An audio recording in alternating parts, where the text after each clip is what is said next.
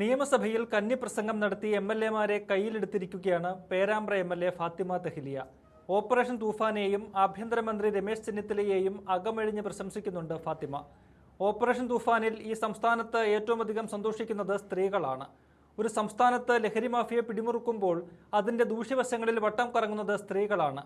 കുടുംബത്തിന്റെ തായ്വേരിറക്കുമ്പോൾ നിസ്സഹായരാകുന്ന സ്ത്രീകളുടെ നൊമ്പരമാണ് ഫാത്തിമ തെഹ്ലിയ പങ്കുവച്ചത്. സാധാരണഗതിയിൽ മറ്റ് സർക്കാരുകൾ ബോധവൽക്കരണവും ചില ക്ലാസുകളും നടത്തി തങ്ങളുടെ കടമ നിറവേറ്റിയെന്ന് പറഞ്ഞ് കൈ കഴുകാറാണ് പതിവ്.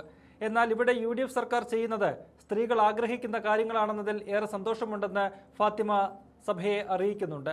റോഡുകളിലും ഫ്ളാറ്റുകളിലും നടക്കുന്ന പരിശോധനകൾക്കപ്പുറം കടൽ, വായുമാർഗങ്ങളിൽ കൂടിയുള്ള മയക്കുമരുന്നിന്റെ ഇടപാടുകൾ സർക്കാർ ഏതൊക്കെ രീതിയിൽ നിയന്ത്രിക്കുമെന്നും ഫാത്തിമ ചോദിക്കുന്നുണ്ട്. നേരത്തെ കൊച്ചിയിൽ രാസലഹരി പിടികൂടിയപ്പോൾ അലക്ഷ്യമായി കൈകാര്യം ചെയ്ത ഉദ്യോഗസ്ഥരെ കണക്കിന് വിമർശിക്കുകയും ചെയ്തിട്ടുണ്ട് ഫാത്തിമ. പിടികൂടുന്ന മയക്കുമരുന്നുകൾ തൊണ്ടിയായി കോടതിയിലെത്തുമ്പോൾ അളവ് കുറയുന്നതും അതിൽ കൃത്രിമം കാണിക്കപ്പെടുകയും ചെയ്യുന്ന കാര്യവും ഫാത്തിമ ചൂണ്ടിക്കാണിക്കുന്നുണ്ട്. കന്നിക്കാരിയാണെന്നതിന്റെ പതർച്ചകളില്ലാതെ വ്യക്തമായി തന്നെ ഫാത്തിമ തെഹ്ലിയ തനിക്ക് പറയാനുള്ള കാര്യം സഭയിൽ അവതരിപ്പിക്കുന്നുണ്ട്. ഫാത്തിമ ചൂണ്ടിക്കാട്ടിയ പോയിന്റുകൾ പ്രസക്തമാണെന്ന് പറഞ്ഞ ചെന്നിത്തല പേരാമ്പ്ര MLA അഭിനന്ദിക്കാനും മറന്നില്ല. ആ ദൃശ്യങ്ങളിലേക്ക് കൂടി പോകാം. കുമാരി ഫാത്തിമ. ഓപ്പറേഷൻ തൂഫാൻ യഥാർത്ഥത്തിൽ കേരളത്തിലുള്ള മുഴുവൻ സ്ത്രീകൾക്കും ഒരു ആശ്വാസമായി മാറി എന്നുള്ളത് വളരെ സന്തോഷപൂർവ്വം തന്നെ ഈ സഭയെ അറിയിക്കാൻ ആഗ്രഹിക്കുകയാണ്. സർ, സ്വാഭാവികമായിട്ട് ഇത്തരത്തിലുള്ള വിഷയങ്ങൾ വരുമ്പം പൊതുവിൽ എടുക്കാറുള്ള നിലപാട് ബോധവൽക്കരണം എന്നുള്ളതാണ്. സംസ്ഥാന സർക്കാർ പലപ്പോഴും ഈ വിഷയങ്ങളിൽ തങ്ങളുടേതായിട്ടുള്ള ഇടപെടലുകൾ നടത്താൻ മറന്നു പോകുമ്പം ഇത് ഒരു വലിയ ഓപ്പറേഷൻ തൂഫാൻ എന്നുള്ള രൂപത്തിൽ ആളുകളുടെ ഇടയിലേക്ക് തങ്ങളുടെ ദൗത്യം കൂടി ഏറ്റെടുത്ത് മുന്നോട്ട് പോകുന്നതിൽ വളരെയധികം സന്തോഷിക്കുകയും സംസ്ഥാന സർക്കാരിന് ആ വിഷയത്തിൽ അഭിനന്ദിക്കാനും ആഗ്രഹിക്കുകയാണ്. സർ, പൊതുജനങ്ങൾക്കിടയിൽ നമ്മൾ ഇത്തരത്തിൽ ബോധവൽക്കരണവും പരിശോധനയും ഒക്കെ നടത്തുമ്പോൾ തന്നെ ചില പ്രത്യേക സ്ഥലങ്ങൾ, അതായത് ഗേറ്റുകൾ, സീപോർട്ടുകൾ, എയർപോർട്ടുകൾ മുതലായിട്ടുള്ള സ്ഥലങ്ങളിൽ ഏത് രൂപത്തിലുള്ള പരിശോധനയാണ് നമ്മൾ നടത്താൻ ആഗ്രഹിക്കുന്നത്? ഇപ്പോൾ കഴിഞ്ഞ സർക്കാരിൻ്റെ സമയത്ത് കൊച്ചിൻ സീപോർട്ടിൽ മെത്താംഫെറ്റമൈൻ എന്ന് പറയുന്ന മയക്കുമരുന്ന് പിടിക്കപ്പെട്ടപ്പോൾ അത് പരസ്യമായി ആളുകളുടെ മുമ്പിൽ പ്രദർശിപ്പിക്കുകയും ആ പ്രദർശിപ്പിക്കപ്പെട്ട വസ്തുക്കളെ മാധ്യമപ്രവർത്തകർക്കും പൊതുജനങ്ങൾക്കും കൈകാര്യം ചെയ്യാൻ പറ്റുന്ന രൂപത്തിൽ നിർലോഭം ആളുകൾക്ക് സൗജന്യമായി അതെടുത്ത് കൊണ്ടുപോകാനുള്ള രൂപത്തിൽ, പാകപ്പെട്ട രൂപത്തിൽ ഡിസ്പ്ലേ ചെയ്യുന്നതും ശ്രദ്ധയിൽപ്പെട്ടിട്ടുണ്ടായിരുന്നു. പിന്നീട് അതുമായി ബന്ധപ്പെട്ടിട്ടുള്ള കേസുകൾ പരിശോധിച്ച് നോക്കുമ്പം പല കേസുകളിലും NDPS കോടതികളിലേക്ക് എത്തുമ്പം പിടിക്കപ്പെട്ട ക്വാണ്ടിറ്റിയും അവിടെ നിന്ന് കോടതിയിലേക്ക് എത്തുന്ന ക്വാണ്ടിറ്റിയും തമ്മിലുള്ള വ്യത്യാസം ഒക്കെ ആ സമയങ്ങളിലൊക്കെ ആയിട്ട് ശ്രദ്ധിക്കപ്പെട്ടിട്ടുണ്ട്.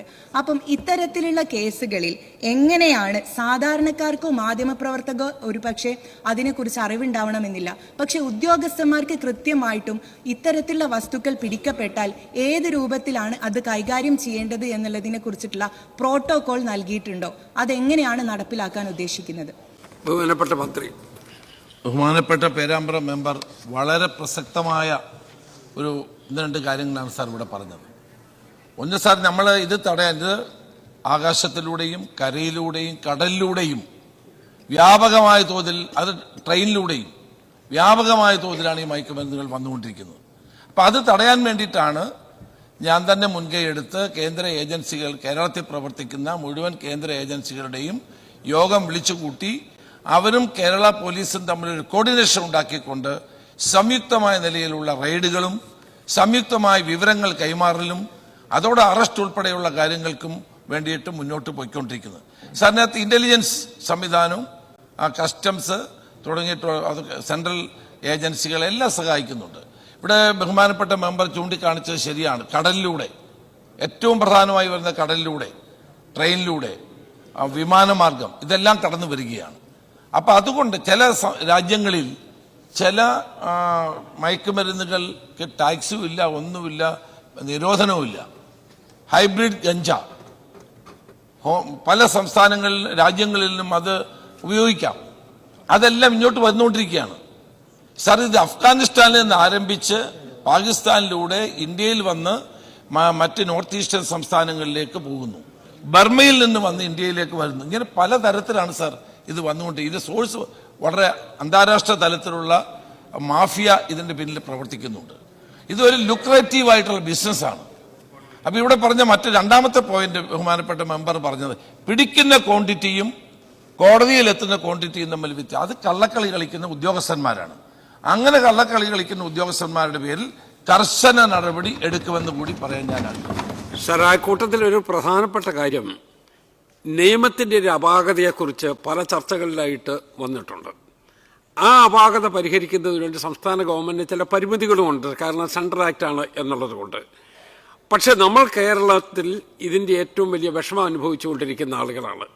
അപ്പോൾ അതുകൊണ്ട് ഈ നിയമത്തിന്റെ പോരായ്മകൾ ഉണ്ട് എങ്കിൽ കേന്ദ്ര ഗവൺമെന്റിന് മുമ്പിൽ ടേക്കപ്പ് ചെയ്ത് അങ്ങിവിടെ സൂചിപ്പിച്ചതുപോലെ തന്നെ കേരളത്തിലെ ജനങ്ങളെ രക്ഷിക്കാനുള്ള ഒരു നിയമ നടപടിയിലേക്ക് പോകണം എന്ന് അഭ്യർത്ഥിക്കരുത്. സർ, തീർച്ചയായിട്ടും ഞാൻ നേരത്തെ അത് പറഞ്ഞാണ് സർ. എംപിമാരുടെ യോഗം ഇനിയും പാർലമെന്റ് സമ്മേളനത്തിന് മുമ്പ് എന്തായാലും ഗവൺമെന്റ് വിളിച്ചു കൂട്ടും. സാർ, ഞാനിവിടെ നേരത്തെ പറഞ്ഞതാണ്, എംപിമാരുടെ യോഗത്തിൽ ഞങ്ങൾ ഉന്നയിക്കും NDPS ആക്ടിന് ഭേദഗതി ഉണ്ടാകണം. പഴയ കാലമല്ല.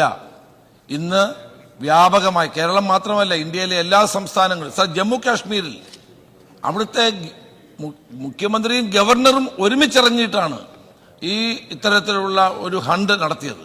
അപ്പൊ ഇന്ത്യയിലെ പല സംസ്ഥാനങ്ങളും നേരിടുന്ന ഏറ്റവും വലിയ പ്രശ്നം ഭാവി തലമുറയെ രക്ഷിക്കാൻ വേണ്ടിയിട്ടുള്ള പ്രവർത്തനങ്ങളുടെ അനിവാര്യതയിലേക്കാണ് വിരൽ ചൂണ്ടുന്നത്. അങ്ങ് പറഞ്ഞ കാര്യം തീർച്ചയായിട്ടും കേന്ദ്ര ഗവൺമെന്റ് ശ്രദ്ധയിൽപ്പെടുത്തും. എംപിമാരോട് ഞങ്ങൾ ആവശ്യപ്പെടും കേന്ദ്രത്തിൽ സമ്മർദ്ദം ചെലുത്തുക എന്നുള്ളതല്ലാതെ സംസ്ഥാന ഗവൺമെന്റ് കേന്ദ്ര ആക്ടിൽ ഭേദഗതി വരുത്താനോ ഒന്നും ചെയ്യില്ലെന്ന് അങ്ങേക്ക് അറിയാവുന്ന കാര്യമാണ്.